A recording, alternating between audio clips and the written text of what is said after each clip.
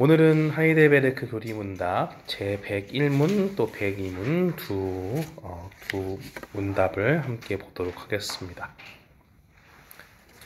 하이델베르크 교리문답 제101문과 102문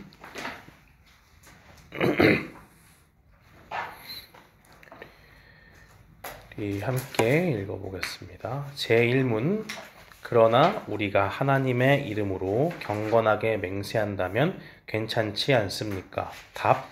그렇습니다. 하나님의 영광과 이웃의 유익을 위하여 진리와 신뢰를 보존하고 증진시키려는 목적으로 맹세가 필요하거나 정부가 그것을 요구할 때에 그렇습니다. 이러한 맹세는 하나님의 말씀에 근거하여야 하며 신구약 성경에서 하나님의 백성들이 적합하게 사용하였습니다. 102문 성자들이나 다른 피조물에 의지해서 맹세해도 됩니까? 답. 안 됩니다. 올바른 맹세는 나의 진실성을 보증하고 만일 거짓으로 맹세한다면 내게 벌을 내리시도록 나의 마음을 아시는 유일한 분인 하나님을 부르는 것을 의미합니다. 어떠한 피조물도 그러한 영예를 받을 수 없습니다. 오늘 하이델베르크 요리문답 제101문과 102문은 제3계명의 두 번째 파트로 그렇게 나눠져 있습니다. 그래서 오늘 우리가 강의를 할 때 제3계명의 두 번째 파트를 다루면서 맹세가 뭔지를 먼저 보고요. 그리고 성경에 나타난 맹세의 신뢰들은 뭐가 있는지, 맹세와 하나님의 영광은 어떤 관계가 있는지, 또 맹세에 대해서 잘못 사용한 신뢰를 한번 살펴보고 언제 하나님께 맹세할 수 있는가, 또 맹세에 대해서 우리가 어떤 바른 태도를 취할 수 있는가를 한번 살펴보겠습니다.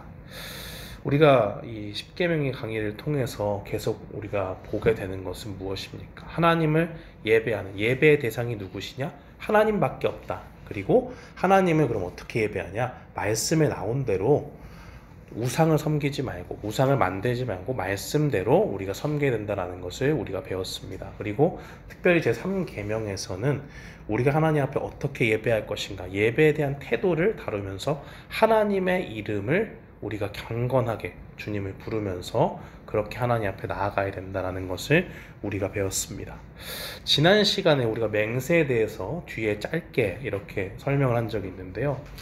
맹세를 하나님의 이름을 정당하게 사용한 그 한 예 중에 마지막 것으로 우리가 봤던 것으로 기억을 합니다. 맹세는 그럼 뭐냐? 맹세는 칼빈이 잘 정의를 했는데요.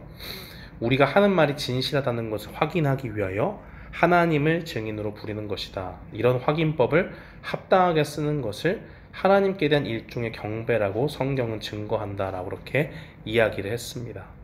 그래서 그때 예레미야서 12장 16절 말씀을 우리가 읽었는데, 이방 민족들이 바알을 섬기듯이, 바알 앞에 맹세하듯이 하나님 앞에 돌아와서 하나님의 이름으로 맹세를 하면 하나님께서 백성으로 받아주신다라는 그 말씀을 봤죠.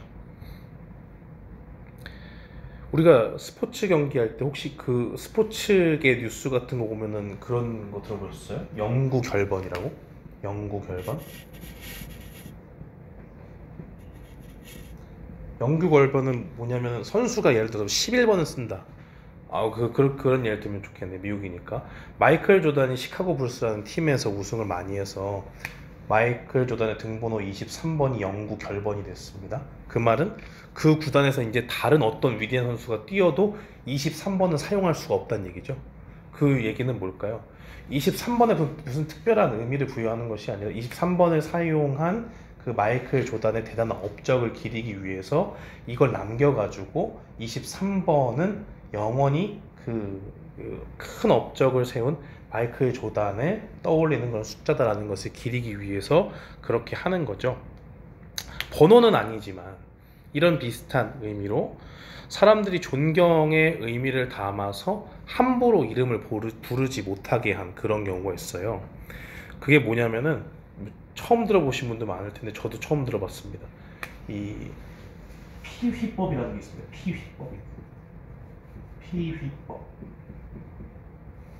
피휘법이 뭐냐면요, 주로 이제 한국에서는 역사적으로 왕에 대해서 사용된 건데 왕의 이름을 가지고 그대로 쓰지 않는 거예요. 그러니까 왕의 이름을 딱 썼다 그러면 이것과 다르게 다른 식으로 이렇게 표현을 하는 겁니다. 그러니까 똑같은 글자를 그 문자상에서 글로 남길 때 똑같은 글자를 사용하지 못하게 왕의 이름과 겹치는 것들을 다 다른 걸로 바꿔서 얘기하는 거예요. 그래서 이 피휘다라고 할 때는 피는 이제 피할 피자를 쓰는 거고 휘는 이제 높으신 분의 이름 아니면 뭐 숨기다, 꺼리다 이런 게 있어요. 그래서 높으신 분의 이름을 의도적으로 피해서 다른 말로 쓰는 것을 이야기합니다. 우리가 지난 시간에 유대인들이 이 서기관들이 특별히 말씀을 읽을 때 여호와다라는 그 말이 있으면 의도적으로 피한다 그랬잖아요. 그리고 다른 말로 아도나이라는 말로 바꿔서 얘기한다고 그랬죠. 주님이라는 말로 그렇게 하는 것이 단순히 유대인 계통에서만 있는 것이 아니라 동양 문화 가운데서도 중국에서도 그런 것들이 있고 우리나라의 그 관습 가운데도 왕조의 그런 이름을 다룰 때도 있었다라는 것을 우리가 알아야 돼요. 그래서 고려 시대에 쓰여진 삼국유사 같은 거를 보면 삼국을 통일한 문무왕의 이름이 있는데 문무왕이라 이렇게 기울고 안 하고 삼국유사에는 문호왕이다 이렇게 의도적으로 바꿔서 쓰는 거예요. 그래서 그게 피기법이다. 이렇게 이 일부러 의도적으로 존경해야 되고 좀 이렇게 숭상해야 될 그러한 존재에 대해서 일반적인 훌륭한 사람을 대할 때도 또 지위가 높은 사람을 대할 때도 우리가 이름을 함부로 대하지 않는데 우리를 창조하시고 죄에서 건져주시고 우리를 구원하신 하나님의 이름을 대할 때는 우리가 조금 더 조심해서 사람들의 이름을 조심하는 것보다 더욱더 큰 마음을 가지고 감사한 마음을 가지고 하나님 앞에 조심해서 사용해야 된다는 것을 기억해야 됩니다. 지난 시간에 이렇게 배웠는데 제3계명에서 두 번째로 나누어서 하이델베르크 의리문답이 맹세에 대해서 가르치고 있어요. 하나님의 이름으로 맹세하는 것, 그것이 왜 중요할까? 이에 대한 바른 이해가 우리에게 필요하기 때문에 성경의 맹세라는 것이 무작정 나오지 않는 것이 아니라 분명히 나오고 그것에 대해서 우리가 바로 이해해야 되기 때문에 3계명의 두 번째 파트로서 맹세에 대한 내용을 다루고 있습니다. 그래서 우리가 이 3계명을 다룰 때 아까 얘기했던 그 예레미야 12장 16절 말씀에 보면 거기서 이방인들이 바알에게 맹세한 것처럼 하나님 앞에 돌아올 때 그것을 하나님 앞에 하나님이 정말 참된 신으로서 우리와 함께 하신다라는 것을 우리가 고백하고 나아갈 때 거기에 뭐가 있냐면요, 세 가지가 포함되어 있는 거예요. 하나님을 불변의 진리라고 고백하는 믿음을 가지고 하나님의 이름을 대하는 것이고, 혹시라도 진정으로 사람의 마음은 거짓되지만 하나님은 정말 우리 마음을 아신다라는 그 고백을 가지고 하나님 앞에 맹세를 하는 겁니다. 그리고 세 번째는 만약 자신이 속이는 것이 있으면 하나님이 심판하시기까지를 바라는 마음으로 그러한 마음을 가지고 하나님의 이름을 부르고 하나님 앞에 맹세하는 거예요. 그래서 우리가 맹세다라고 그러면 무작정 맹세는 우리가 지키기 어려우니까 이건 아예 하면 안 돼 이런 것이 아니라 맹세를 우리가 조심해서 해야 되는데 맹세를 바르게 사용하면 하나님이 정말 받으시는 것이 되고 기뻐하시는 것이 된다라는 것을 우리가 분명히 기억을 해야 됩니다. 그래서 제3계명을 우리에게 원래 주신 의도가 뭐냐, 우리의 맹세가 하나님을 높이는 데 있느냐 아니냐 그런 것을 보는 거예요. 그러니까 무조건 맹세를 금해서 하나님의 이름을 부르지도 못하게 하는 것이 아니라 하나님의 이름을 바로 부르고 하나님의 이름으로 바로 맹세해서 하나님의 영광을 높이도록 주신 것이 제3계명이다 라는 것을 우리가 봐야 됩니다. 그렇다면 성경은 맹세에 대해서 무엇을 말하고 있습니까? 우리가 바르게만 사용한다면 맹세를 해도 괜찮다라고 그렇게 이야기를 합니다. 우리 두 번째 보시면 성경에 나타난 맹세의 신뢰들이 있죠. 첫 번째 보니까 아브라함의 맹세가 있습니다. 우리 창세기 21장 23절과 24절 함께 읽어보겠습니다. 그런즉 너는 나와 내 아들과 내 손자에게 거짓되이 행하지 아니하기를 이제 여기서 하나님을 가리켜 내게 맹세하라. 내가 내게 후대한 대로 너도 나와 내가 머무는 이 땅에 행할 것이니라. 아브라함이 이르되 내가 맹세하리라 하고. 창세기 20장에 보면 그랄 왕 아비멜렉이 있습니다. 근데 아비멜렉이 보니까 아브라함의 아내였던 사라가 되게 예뻐 보였죠. 그러니까 아브라함이 겁을 먹고 사라를 결혼을 안 한 자기의 누이인 것처럼 그렇게 속였습니다. 그래서 이 아무것도 모르는 아비멜렉 그 말을 그대로 믿고 데려갔다가 하나님 밤에 나타나시죠. 야, 이 결혼한 처자를 데리고 오면 어떡하냐. 이 하나님 나 모르시는 걸 아시지 않습니까? 내가 정말 털끝 하나도 건들지 않았습니다. 알았다면 안 데려왔을 것입니다. 그러니까 하나님이 안다고 얘기하고 돌려보내라고 그러죠. 그래서 이제 돌려보내고 나서 아비멜렉이 야, 이 하나님이라는 신이 정말 어마어마한 분이시구나라는 것을 깨닫습니다. 그리고 나서 창세기 21장에 와서 아브라함에게 하나님을 가리켜 맹세하라고 얘기해요. 내가 무슨 일을 하든지 하나님이 너와 함께 계시도다 라고 그렇게 이야기하면서 그 하나님을 인정하면서 하나님 앞에 이 아브라함에게 너와 나 사이에 화친의 조약을 맺자 라고 그렇게 이야기를 합니다. 그러니까 아브라함이 우리가 맹세를 언제 했나, 성경에 맹세가 언제 나와 있나 이런 생각을 하지만 성경에 보니까 아브라함이 맹세를 했다는 것을 우리가 볼 수 있습니다. 두 번째 보니까 여호수아의 맹세라고 나오죠. 여호수아 9장 15절 말씀 우리 함께 읽겠습니다. 여호수아가 곧 그들과 화친하여 그들을 살리라는 조약을 맺고 그들에게 맹세하였더라. 요건 조금 유명한 맹세죠. 여호수아와 족장들이 이제 가나안 땅에 막 들어갔는데 거기에 있는 거민들 다 물리쳐야 되잖아요. 친하게 지내면 안 되고. 근데 거기에 살고 있는 기브온 거민들과 함께 화친의 조약을 맹세를 했습니다. 기브온 거민들은 가까이 사는데도 벌써 소문을 듣고 야, 하나님을 믿는 저 이스라엘 백성들이 오는데 야, 우리가 저 민족들과 화친해야겠다는 의도적인 접근을 가지고 그들을 속이죠. 그래서 먼 곳에서 온 것처럼 꾸미고 이 여호수아와 족장들에게 나아갑니다. 근데 그때 하나님 앞에 묻지 않고 조약을 맺죠. 그리고 난 다음에 3일 후에 그들이 이웃에 거주하는 가나안 거민인 것을 깨닫게 됩니다. 그렇지만 하나님의 이름으로 맹세했기 때문에 여호수아와 족장들은 이 기브온 거민들을 없애지 못했죠. 대신 기브온 거민들은 어떻게 했냐? 온 회중을 위해서 나무를 베며 물깃는 사람이 되었습니다. 그래서 묻지 않았지만 하나님 앞에 맹세한 그런 것들을 잘 지켜서 기브온 거민들과 함께 거할 때 여호수아가 하나님 앞에 맹세했다라는 것을 우리는 보게 됩니다. 세 번째 보니까 다윗의 맹세가 있어요. 사무엘상 24장 21절 그리고 뒤에 나와 있는 20장 15절 우리 함께 연속적으로 다 같이 읽어보겠습니다.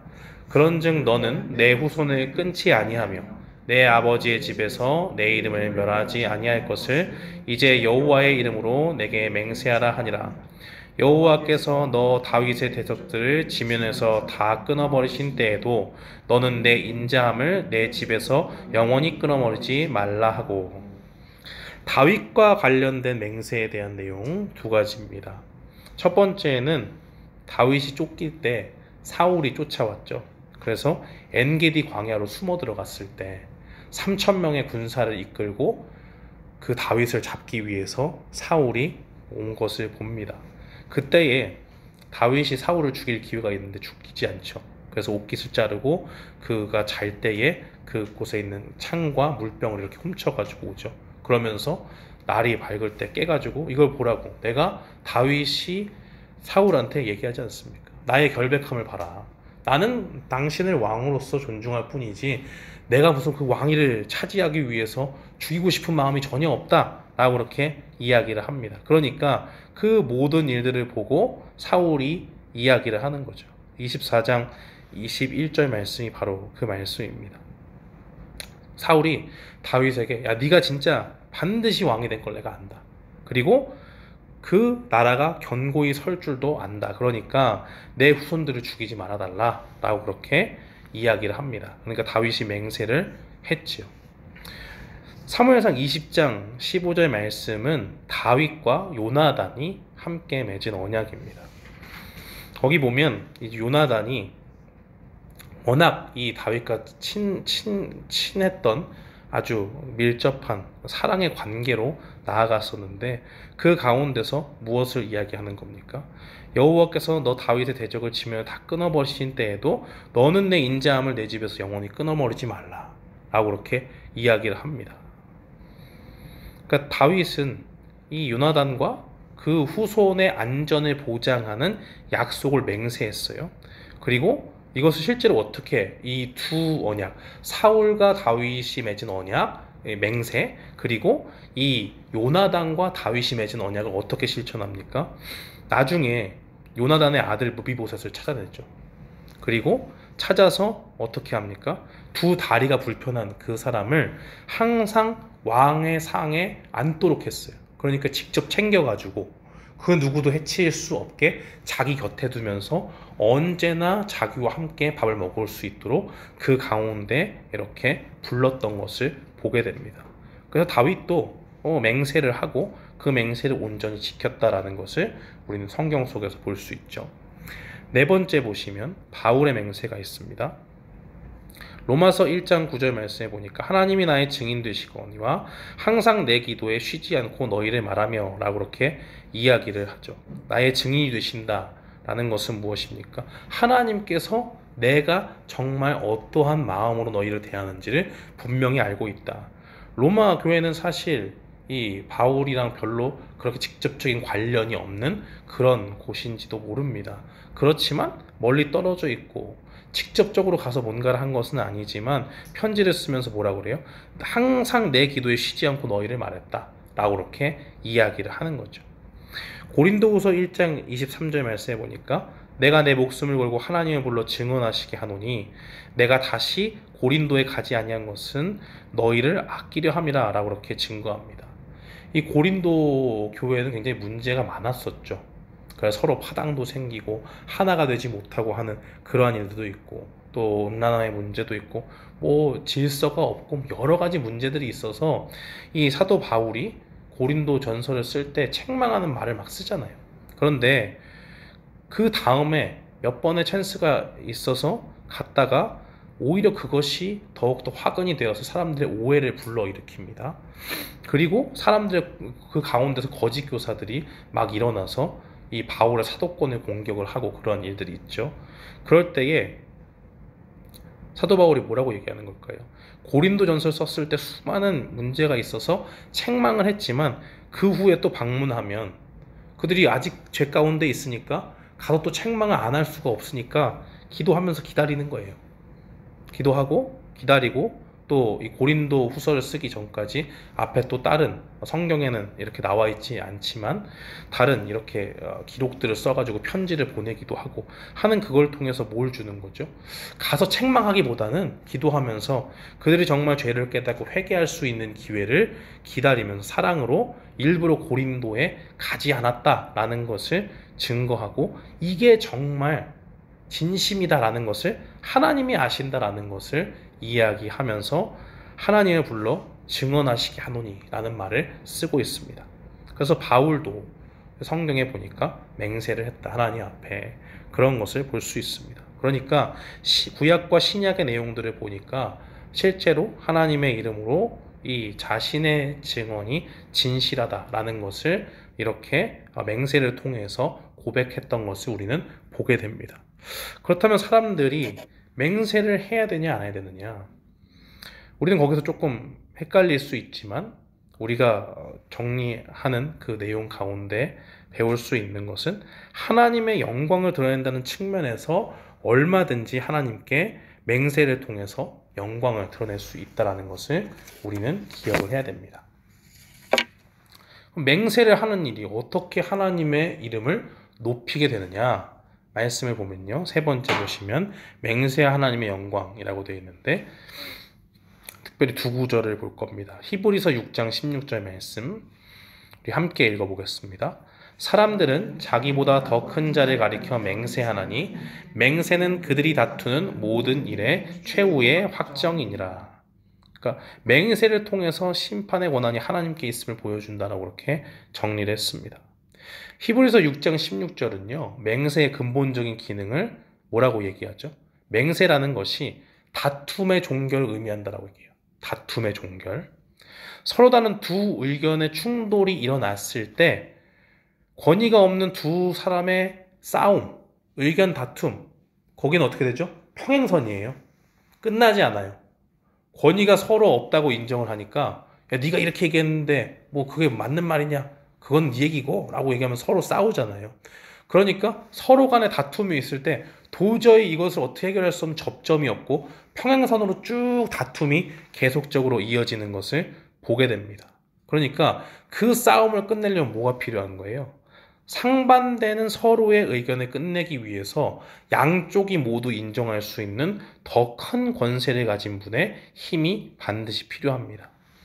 우리 아이들이 싸우는 것만 봐도 알잖아요. 서로 막 장난감 갖겠다고 좋은 거 갖겠다고 하면 싸우다가 자기들끼리 해결이 안 되는 거 알아요. 그러니까 그때 뭘 부릅니까? 학교에 있으면 선생님 부르잖아요. 그리고 자기보다 나이 많은 뭐 형이 있다. 형 뭐 부르기도 하고 아니면 뭐 부모님 불러가지고 엄마 아빠 뭐 얘가 나한테 뭐라 그랬어? 막 이러면서 막 서로 싸우다가도 자기 힘으로 안 되니까 더 큰 권세를 가진 분을 모셔서 이렇게 얘기하는 것을 보게 되죠. 그 부르는 이름이 무엇을 의미합니까? 더 큰 권세를 가지신 존재를 얘기하는 것이고 하나님께서 특별히 우리가 큰 권세를 가지신 분임을 인정하고서 하나님의 개입을 통해서 모든 다툼이 끝난다라는 것을 보여주는 것이죠. 어른들의 경우는 어떻게 될까요? 우리가 뭔가 첨예하게 갈등이 되고 있는 갈등의 관계 속에서 법정에 갔습니다. 원고와 피고가 서로 싸우는데 서로 주장을 할 수 있어요. 뛰어난 변호사를 쓰고 또 실력이 좋은 검사가 열심히 그 각자의 원고의 주장을 또 피고의 주장을 또 변호사가 막 해가지고 할 수 있습니다. 그런데 그것이 서로의 주장으로 막 할 수 있지만 결국 판결은 누가 내리는 거죠? 재판장이 내리잖아요. 판사가 아니면 아니다라고 되는 것이고 맞으면 맞다라고 되는 겁니다. 권세 자체가 완전히 다른 것이죠. 그러므로 하나님의 이름을 가지고 맹세할 때 하나님의 그 이름이 높아집니다. 하나님의 이름을 맹세할 때 두 가지를 기억해야 돼요. 첫 번째는 하나님이 나의 말을 보증하시는 절대적인 권위를 가지고 있다라는 것을 우리는 맹세를 통해서 인정하게 됩니다. 두 번째는 하나님 앞에 있는 모든 사람들이 하나님의 권세 앞에서 복종해야 되는 피조물이다라는 것을 우리는 인정하는 거예요. 그래서 히브리서 6장 16절을 통해서 알 수 있는 것은 바로 하나님의 그 심판의 권한, 높으신 권세가 드러난다. 그것을 통해서 하나님께 영광이 돌려진다. 그것을 알 수 있습니다. 두 번째로 보아야 될 말씀, 신명기 6장 13절 말씀이죠. 우리 함께 읽겠습니다. 내 하나님 여호와를 경외하며 그를 섬기며 그의 이름으로 맹세할 것이니라. 이건 이제 우리가 성경을 볼 때 맹세를 할 수 있냐 없냐, 해야 되냐 말아야 되느냐 라고 할 때 많이 인용되는 구절이에요. 근데 하나님의 말씀에 뭐라고 되어 있어요? 내 하나님 여호와를 경외하며 그를 섬기며 그의 이름으로 맹세할 것이니라 라고 이렇게 명시가 되어져 있죠. 밑에 보시면 이방 땅에서도 하나님의 백성은 하나님께 속한 백성임을 나타낸다라고 이렇게 정리를 했습니다. 이게 지금 신명기 6장 13절만 딱 띄워놓고 했지만 12절과 13절, 신명기 6장 12절과 13절에 보면 이렇게 되어 있어요. 너는 조심하여 너를 애굽 땅 종되었던 집에서 인도하여 내신 여호와를 잊지 말고 내 하나님 여호와를 경외하며 그를 섬기며 그의 이름으로 맹세할 것이니라 라고 이렇게 증거합니다. 조금 더 올라가서 신명기 6장 10절부터 읽어보면요. 어떤 맥락이냐? 하나님이 약속하신 가나안 땅으로 들어가면 하나님을 잘 섬겨라 라고 하는 그 내용 가운데 이 말씀이 주어져 있습니다. 그런데 12절과 13절을 통해서 알 수 있는 것은 뭐예요? 여호와의 이름을 맹세하는 것이 약속의 땅에 들어가서 종살이를 하던 그들을 이끌어내신 하나님을 잊지 않고 경외하며 섬기고 있는 증거였다라는 것을 보게 되는 거예요. 여기서 여호와의 이름으로 맹세한다는 것은 무슨 의미를 보여주고 있습니까? 여기도 두 가지를 기억해야 돼요. 첫 번째는 가나안 땅에서 다른 신이 아니라 하나님의 능력에 힘입어서 살고 있다라는 것을 보여주는 거예요. 하나님의 이름을 맹세하면서. 가나안 땅에 족속들이 많고 여러 이방 신들을 섬기면서 그 다른 이방 민족들이 자기의 신이 더 크고 놀랍다라는 것을, 위대하다라는 것을 서로 주장하고 있을 때 그 가나안 땅을 차지하고 들어간 이스라엘 백성들, 하나님의 백성들은 뭐 하는 거예요? 이 땅에 우리가 어떻게 들어가게 됐냐? 하나님의 능력을 힘입어서. 그리고 이 땅의 모든 소산을 우리가 어떻게 먹게 됐냐? 하나님의 크신 권능 아래서, 크신 능력에 힘입어서 우리가 이 땅에 거하고 이 땅을 차지했고 이 땅에서 먹고 살고 있다라는 것을 고백하는 거예요. 하나님의 이름을 맹세하면서요. 두 번째로 기억해야 되는 것은 하나님이 주신 땅에서 모든 복을 누리고 살고 있다는 것을 이방 가운데서 증거하는 겁니다. 특별히 이방 민족들이 섬기던 그 신들은 언제나 그 다산, 그 다음에 풍요로움, 이런 것들을 강조하면서 섬기게 됐죠. 그래서 그 가운데서 추수를 풍성하게 해주고 많은 열매를 맺게 하고 이러한 모습들의 형상을 가진 우상들이 많이 있는 것을 봅니다. 그러나 그러한 모든 우상들이 있을지라도 여호와의 이름으로 맹세하는 이스라엘 백성들은 그 이방 민족들 가운데 가나안 땅에 거주하면서 뭘 보여주는 거예요? 모든 복은 하나님께로부터 온다라는 것을 고백하는 거예요. 그래서 이 신명기 6장 13절에 보여주는 것은 이방 땅에 살지만 그 땅을 약속의 땅으로 주신 하나님이 계시고 그 하나님의 이끄심으로 그 땅에 들어갔으며 거기로부터, 하나님으로부터 모든 좋은 것을 공급받아서 사는 우리를 보고 누굴 드러내는 거예요? 우리의 위대함이 아니라 하나님의 영광을 봐라 라고 하는 것이 하나님의 이름으로 맹세한다는 그 뜻에 들어있다라는 겁니다. 그렇다면 우리는 맹세에 대해서 이제 하나님의 영광을 드러낼 수 있다라는 결론에 이르게 되죠. 그렇다면 맹세에 대해서 오해하거나 잘못 이해하는 사람이 없었을까요? 네, 있었습니다. 우리 그 신뢰가 바리새인과 서기관들도 있었고 제세례파와 로마 가톨릭 교회의 사람들이 있었어요. 4번에 보시면 맹세에 대한 잘못 사용된 신뢰 보겠습니다. 첫 번째, 제세례파. 제세례파는 언약 백성으로서 우리가 유아 세례를 인정하지 않고 다시 세례를 받아야 된다. 그 사람들도 자기의 고백에 의해서 어렸을 때 세례받은 건 전혀 인정하지 않고 커서 다시 세례받아야 된다라고 주장했던 사람들인데요. 이 사람들의 큰 문제가 뭐였냐면, 그런 것도 문제였지만 여기 보시면 말씀에 대한 잘못된 이해를 통해서 국가의 맹세를 거부하고 핍박을 받았다라고 그렇게 이야기를 합니다. 그래서 우리가 아까 읽었던 이 하이델베르크 제 101문에 보시면요, 거기 마지막에 중간에 답에 보면요, 맹세가 필요하거나 정부가 그것을 요구할 때 그렇습니다. 이게 무슨 말이냐면 제세례파에 문제가 있어가지고 이걸 넣게 된 거예요. 여기 칼빈이 기독교 강요에 정리한 것을 보시면 이렇습니다. 제세례파는 모든 맹세를 예외 없이 배척한다. 마치 그리스도께서 아버지의 명령을 폐지하려고 지상에 내려오신 듯이 그리스도를 아버지의 원수로 만든다. 그리스도의 목적은 율법학자가 바리새파가 거짓된 방법으로 전연부패하게 만든 것을 다시 바르게 이해하도록 하시려는 것이었다라고 이렇게 정리를 하고 있습니다.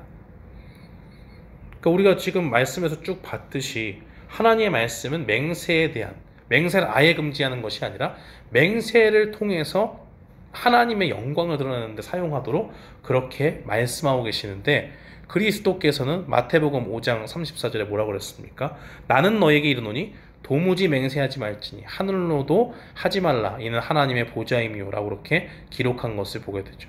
이 말씀 하나를 딱 가지고 제세례파가 완전히 잘못 이해한 거예요. 도무지 맹세하지 말라고 그랬으니까 이제 우리는 절대로 어떠한 경우에도 맹세하면 안 된다 라고 그렇게 잘못된 이해를 한 겁니다. 우리가 맹세에 대해서 이야기할 때 가장 먼저 떠오르는 말씀이 이 예수님 말씀 아니에요? 마태복음 5장에 나와 있는. 근데 칼빈은 이 구절을 다루면서 뭐라고 그러냐면, 유대인들이 맹세에 대해서 잘못 이해한 것을 바로잡는다, 바로잡기 위해서 예수님 말씀하셨다 라고 그렇게 이야기를 합니다. 유대인들이 이 말씀, 이 마태복음 5장 34절 앞에 말씀 보면요. 마태복음 5장 33절에 또 옛사람에게 말한 바 헛맹세를 하지 말고 내 맹세한 것을 주께 지키라 하였다는 것을 너희가 들었으나 예수님이 그 말씀을 주세요. 이 유대인들이 이 하나님의 이름을 망령되게 읽고 헛되게 읽고 맹세에 대해서 잘못된 관점을 가진 게 뭐냐면 그 범위를 완전히 좁혀서 이야기한 거예요. 그러니까 맹세에 대해서 이야기할 때 거짓말만 하지 않으면 하나님의 이름을 아무렇게나 말해도 상관없다고 생각한 사람들이 있었다는 거예요. 당시 예수님이 살던 그 시기에 사람들이 진정성이 없는 헛된 맹세를 남발하고 다녔습니다. 유대인들이 잘못이 뭐였냐? 하나님의 이름은 웬만하면 건들지 않죠. 그 이름으로 맹세했다가 내가 잘못 지키게 되면 그게 정죄받으니까 안 하고 살짝 돌려서 어떻게 되냐면 하늘과 땅을 가리켜서 맹세하는 거예요. 그러면서 맹세를 막 남발해요. 그런 부분이 잘못됐다라고 예수님 말씀하시는 거죠. 그러니까 맹세에 대해서 직접적으로 하나님을 가리켜서 맹세하지 않으니까 직접적인 길은 회피하고 간접적인 표현을 쓰고 있었습니다. 하늘이다, 땅이다 이러면서 하늘과 땅으로 맹세하는 것과 하나님의 이름으로 맹세하는 것은 분명한 차이가 있죠. 그렇게 하나님의 이름을 직접적으로 하지 않으니까 만약에 이걸 어기게 되잖아요. 그러면 뭐 별로 큰 의미가 없어요. 그 말은 뭘까요? 맹세가 내가 하늘로 가리켜서 맹세를 한다. 그 맹세가 맹세답지 못하죠. 아무런 효력이 없어요. 그리고 이것이 무슨 큰 권위를 가지냐? 그렇지도 않다라는 거예요. 만약에 그것에 대해서 큰 의미를 부여한다. 그럼 이방 민족과 다를 게 뭐가 있습니까? 태양신을 가리켜서 하늘을 알지는 못하지만 저 하늘 모든 땅의 곡식을 공급해주는 대지를 향해서 우리가 땅을 향해서 맹세한다. 이방인과 완전히 다를 게 없어요. 그런데 유대인들 중에 그렇게 생각하는 사람들이 있었다는 거예요. 그래서 하나님의 이름만 쏙 빼놓고 정말 아무렇게나 맹세하는 것을 가리켜서 잘못됐다는 말씀하시는 것이고, 그것을 지키지도 않는 것을 통해서 그들의 맹세에 대해서 완전히 하나님이 주신 의미를 왜곡하고 잘못된 가르침으로 유대인들이 사용하고 있었다는 것을 말씀하시는 겁니다. 그래서 주님은 맹세 자체를 완전히 금하신 것이 아니라 그 하늘과 땅도 하나님의 영광을 드러내는 피조물로서 존재하기 때문에 하늘로도 땅으로도 맹세하지 말라고 말씀하신 거예요. 시편 19편 1절 말씀해 보니까 뭐라고 되어 있습니까? 하늘이 하나님의 영광을 선포하고 궁창이 그의 손으로 하신 일을 나타냅니다 라고 그렇게 되어 있죠. 교환은 없어요. 제가 그냥 읽은 겁니다. 시편 19편 1절이 그렇게 되어 있어요. 하늘이 하나님의 영광을 선포하고 궁창이 그의 손으로 하신 일을 나타냅니다. 만물에 나타난 모든 피조물들 가운데 우리가 보지 못해서 그렇지 하나님이 그 모든 피조물을 만드시면서 하나님의 영광을 그 가운데 드러내셨기 때문에 그 피조물, 하나님이 아니라 그 피조물을 대상으로 맹세를 한다? 그것은 완전히 잘못된 것이다 라는 것을 분명히 말씀하고 있는 겁니다.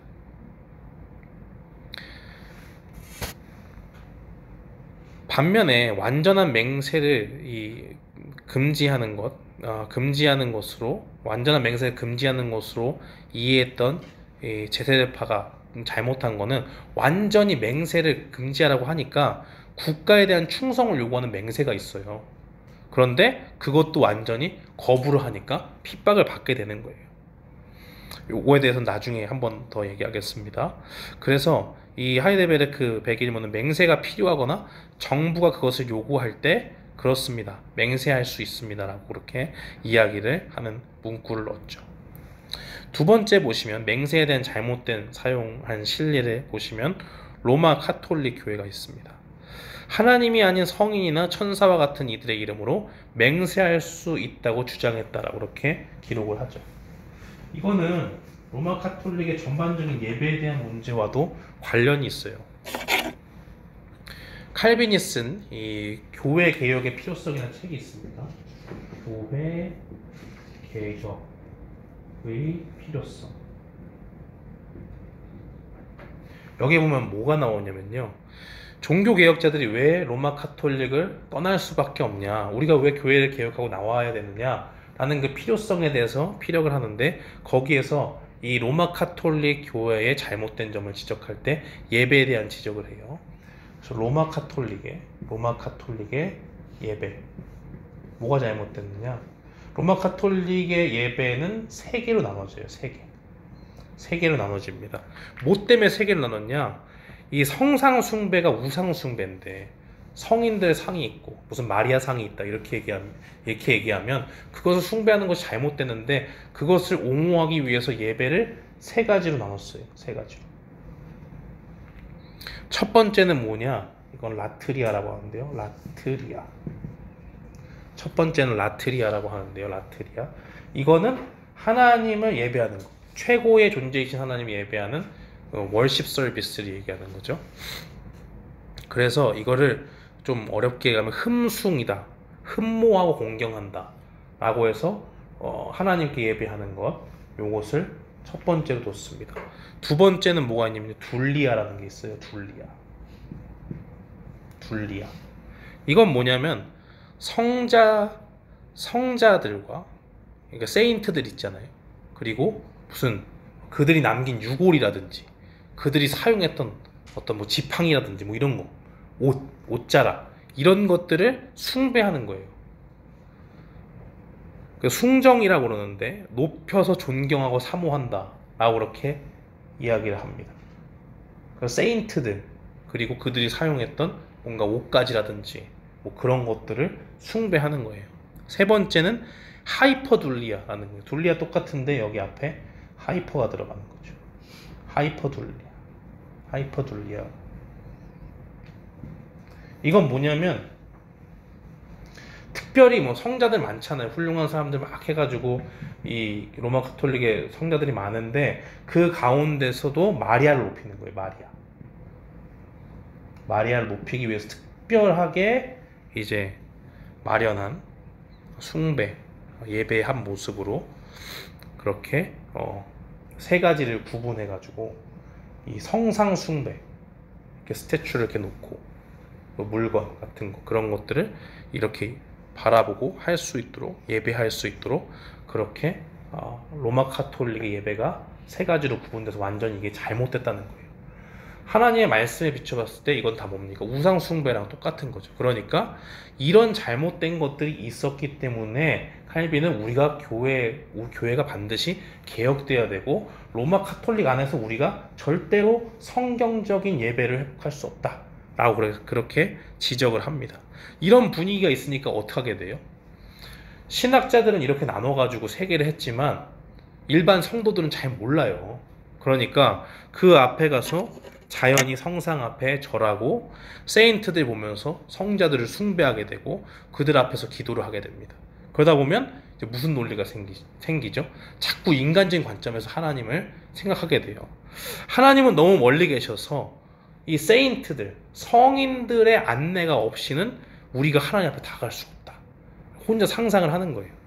그래서 결국 중보자이신 예수 그리스도가 완전히 점점점 희미해지고, 그 가운데 성인들이나 또 천사와 같은 그런 피조물들이 높아질 수밖에 없는 거죠. 그러니까 이러한 배경 가운데 예배가 완전히 잘못되다 보니까 맹세도 똑같은 거예요. 성인이나 천사들과 같은 이런 피조물의 이름으로 맹세하는 것, 그렇게 할 수 있다라고 주장을 할 수밖에 없는 배경이 여기서 나오게 되는 거죠. 그래서 이러한 배경 가운데 돼 있는 것이 잘못됐기 때문에 제세례파라든지 또 유대인들 중에 이 서기관과 바리새인들 잘못된 위선을 감추려고 하는 그러한 것들, 그리고 이 로마 카톨릭의 잘못된 이 맹세에 대한 내용들을 우리가 이게 잘못된 내용들이구나라는 것을 볼 수가 있죠. 그러면 우리가 언제 맹세를 할 수 있느냐? 언제? 5번에 보시면 국가가 국민으로서 의무를 요구할 때 맹세할 수 있다라고 그렇게 기록을 했습니다. 법정에 서면 우리가 사실만을 진술하겠다라고 그렇게 서약하잖아요. 그것은 뭘 얘기하는 겁니까? 하나님은 거짓의 하나님이 아니고 진실, 진리 하나님이시기 때문에 사실을 그대로 이렇게 진술하는 것을 기뻐하시죠. 그런 면에서 우리가 맹세할 수 있습니다. 국가의 법은 하나님께서 죄악을 억제시키는 은혜의 방편으로 우리에게 주셨기 때문에 하나님의 이름으로 맹세할 수 있다라고 그렇게 기록을 했죠. 단 하나님의 말씀에 반대될 때 우리는 그 국가의 법에 대해서 얼마든지 저항할 수 있어야 됩니다.